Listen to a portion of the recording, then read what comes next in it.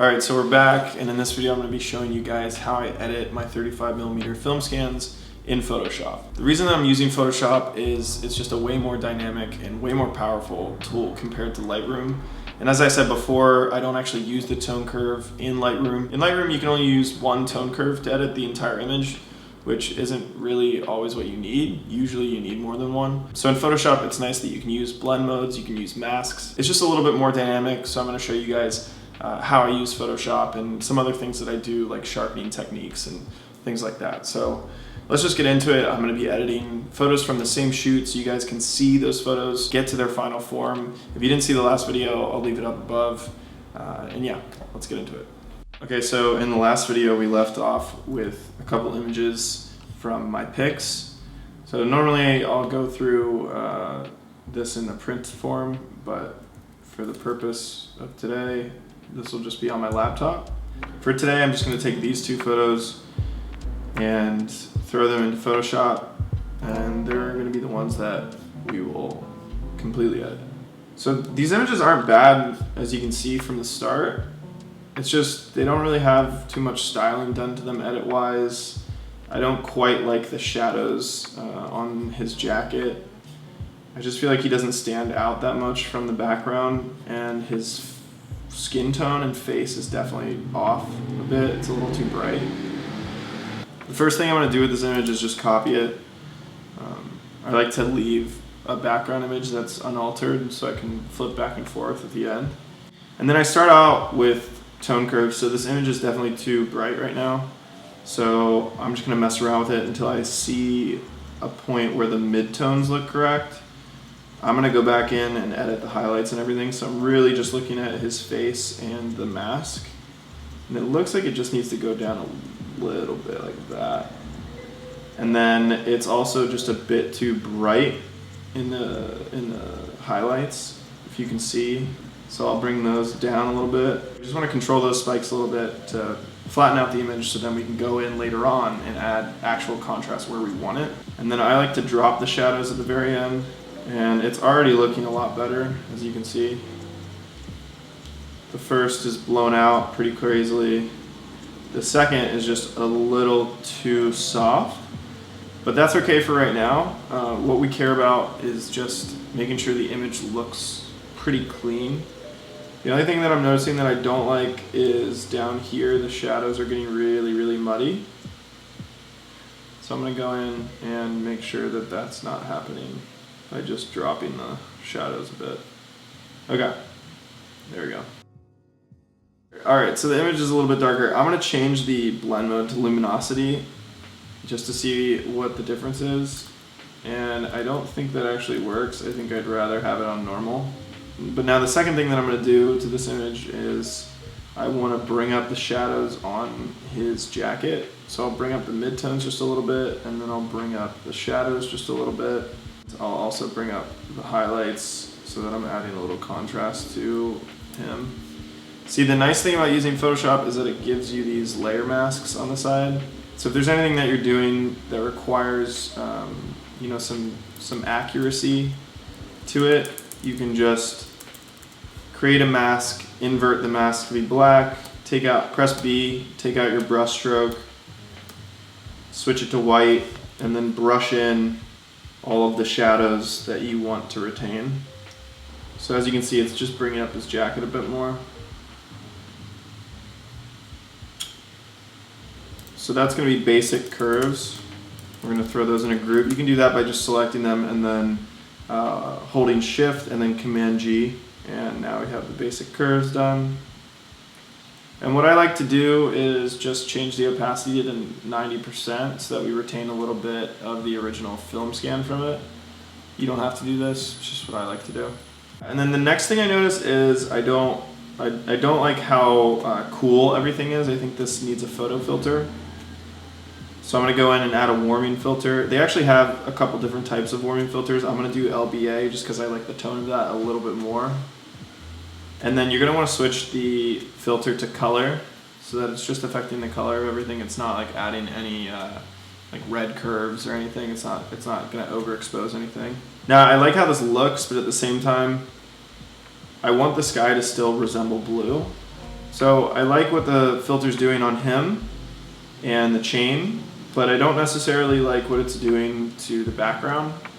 So I'm gonna again click the mask, do Command I to invert it, and then I'm just gonna paint on the filter where I want it, which I just really want it on his face so that he looks a little bit warmer. And then I do want it on the chain as well, because the chain is supposed to be gold and it'll look a lot better. And if you see up here, my brush is very soft for the most part, not too big. And make sure your flow is at least under 40%. A lot of people like to have it at like 5%, but I think that's a little too little sometimes and you can't see what you're doing. And then the only other place that I want to add some warmth is actually these buildings in the background, just because they were pretty warm for the most part. And then I'll add it to the wood behind them as well. Alright, so now if you look at the before and after for that, it's just a little too strong. I'm going to throw the opacity down to like 75%, and that should help. And then if you look at that, you almost can't tell, but that's a good thing. I'm switching it back and forth, and you can just see a little bit of warmth is being added. Actually, it might be too much. I think I'm going to throw it to 60. Okay. And then I also think that this image is too magenta, so I'm going to add green to it. For the green, you're going to want to be pretty careful with it, just because it's going to make skin tones look off. But as you can see at 0, this image looks a little magenta-y. At 100, it's way too much. I think the best thing to do is just type in 50, see what it looks like, 0, see what it looks like, 20, 0, see what it looks like, 0, see what it looks like, 10, see what it looks like. Even 10 kind of seems like it's too much, to be honest. So I think I'll do like 6. And then I'm gonna go back to my brush tool by clicking B, and then I'm gonna click X to switch it from black to white, or from white to black. And then I'm just gonna color in over his face and over the jacket to make sure that he's not too green.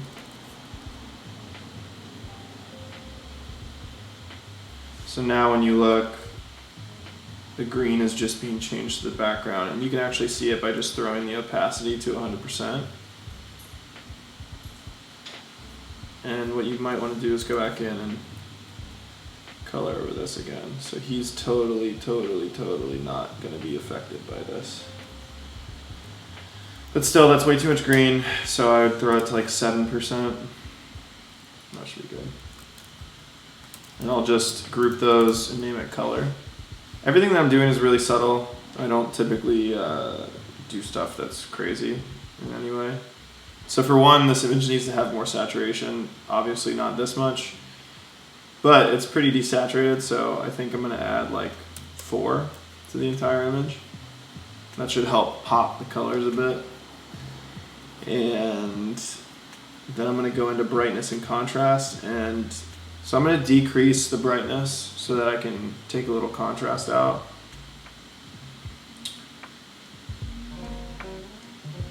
And the reason I'm going to take contrast out is because I'm going to use the curve tones to actually add it back in a second. Okay, so that's a pretty flat image now. And I'm going to go back and add some curves to it, which I like the midtones to be a little bit darker. And then I'm going to bring up the shadows a tiny bit, and then drop the bottom of the shadows. And then you got to be careful with this because it can get really messed up really quickly. But if you do it in the right way, I tend to like what it looks like. I'll just give you an idea by moving back and forth. That looks about right. And then I want to add this.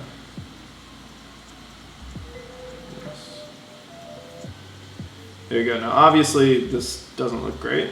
I do like what this is doing just because it's adding a little bit of harshness to the image. So I'm going to set it to luminosity and then set the opacity to a place where it just feels comfortable. I think that is probably 20%.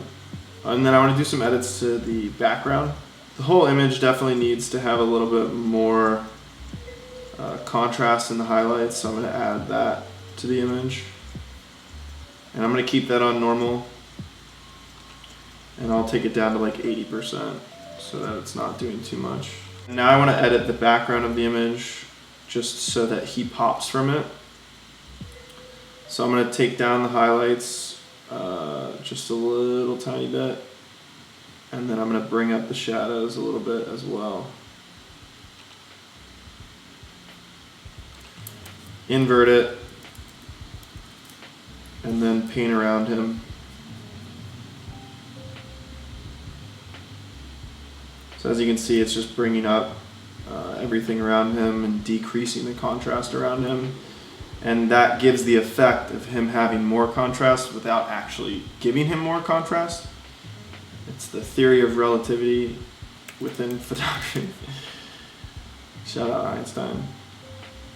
And that's just a little bit too much as well, so I'm going to take the opacity down to like 70%. So those are my new curve tones. And as you can see, they're not doing much, but they definitely are making him pop a little bit more out of the background.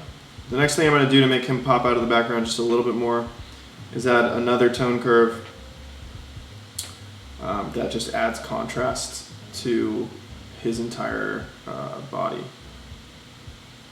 So let's see what that looks like. Yeah, it's way too much, and I like it better on normal.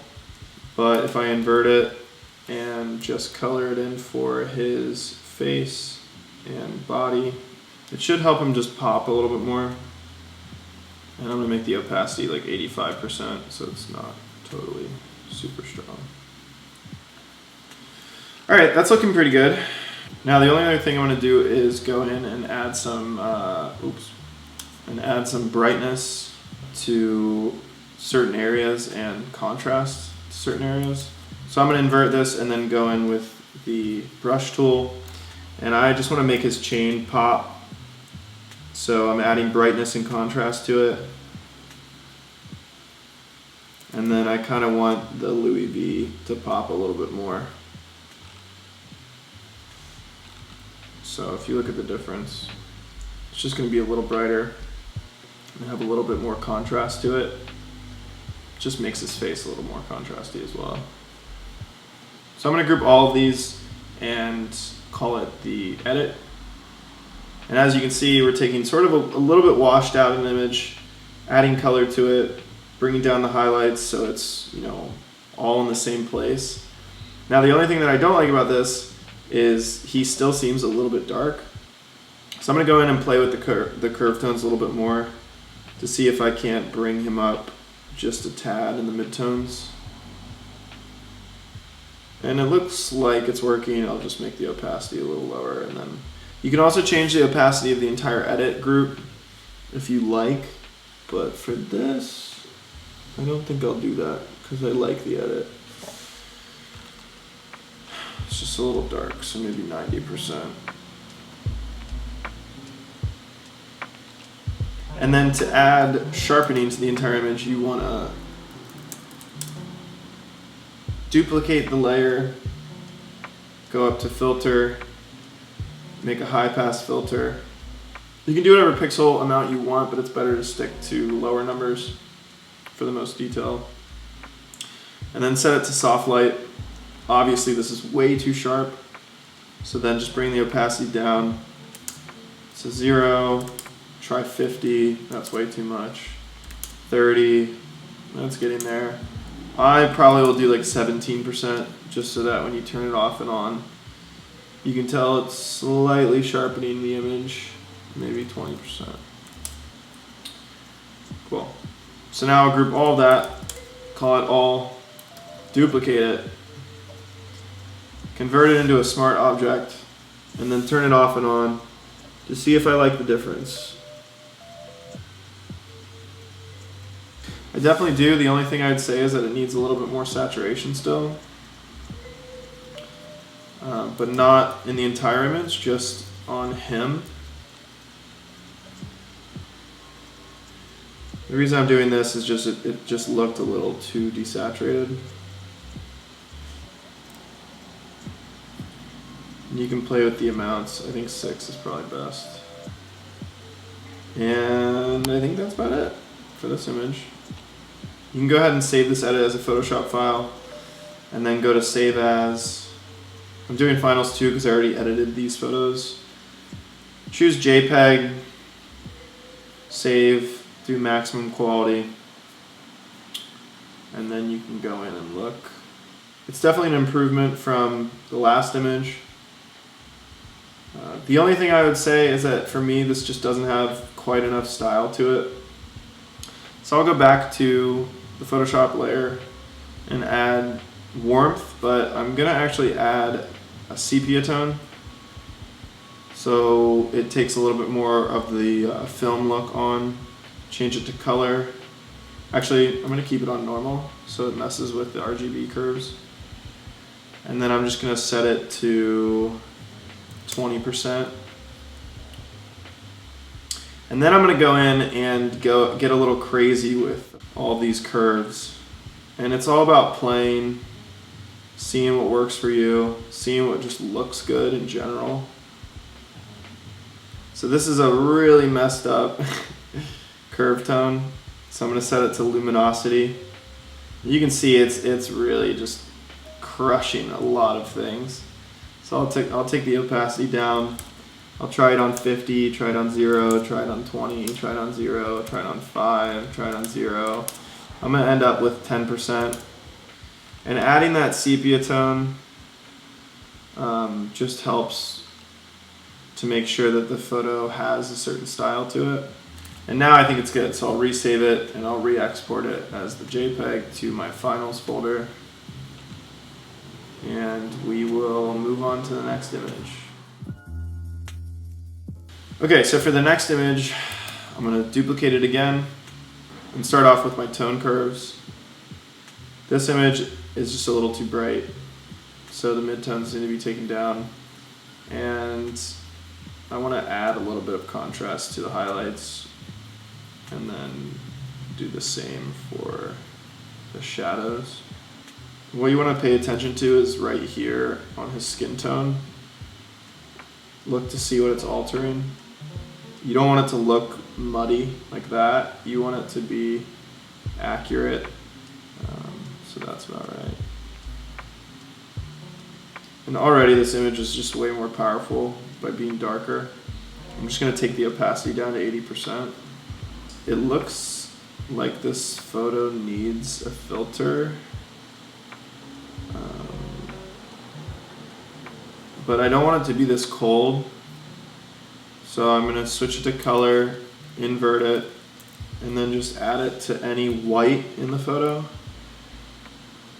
And this will just help balance out the overall tones of everything.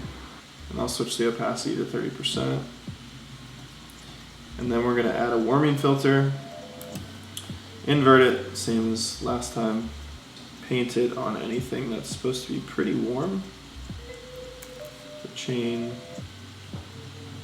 the watches, the LV on his hat, or the LV bandana. And I'm gonna see what magenta looks like for this photo, just because it looks a little green, in my opinion. And we'll just change the opacity until it looks right. I think 10% works. Yeah. No, 5%. Cool. So those are the first edits. Just making the image a bit darker, a bit more intense.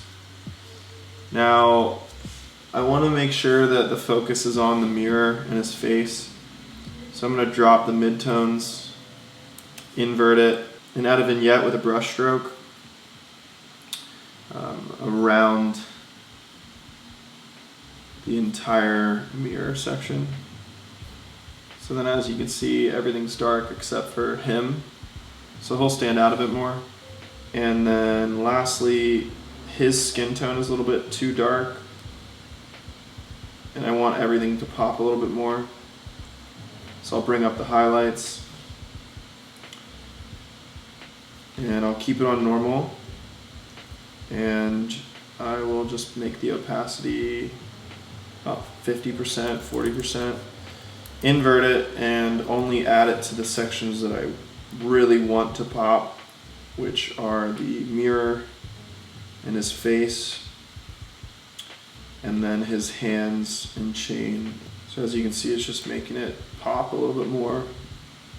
Change the opacity to 40% instead. And then the last thing I'll do is add a photo filter of sepia again, just so that the entire shoot has a similar look. And I think it should be at like 7%. And I might bring up the midtones just a little bit as well as the shadows. So I like to make weird curve tones that aren't exactly what I want, and then just change the opacity like 7%.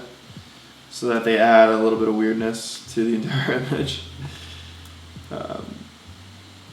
So there's all the edits, before and after. And then I'm going to duplicate this layer and make a sharpening layer again, because this image does need sharpening.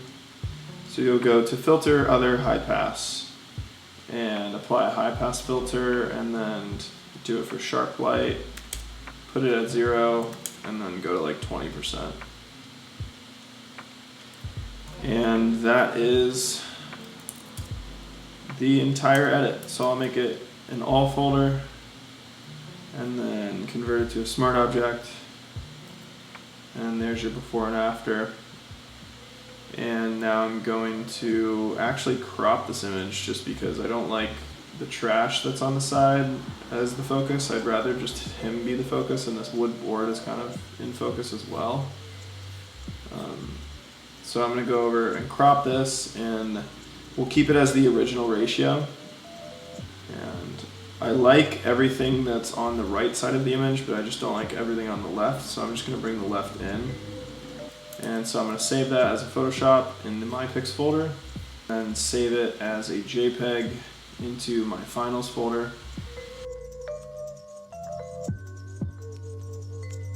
And then I can go into the finals folder and open up both and check them out.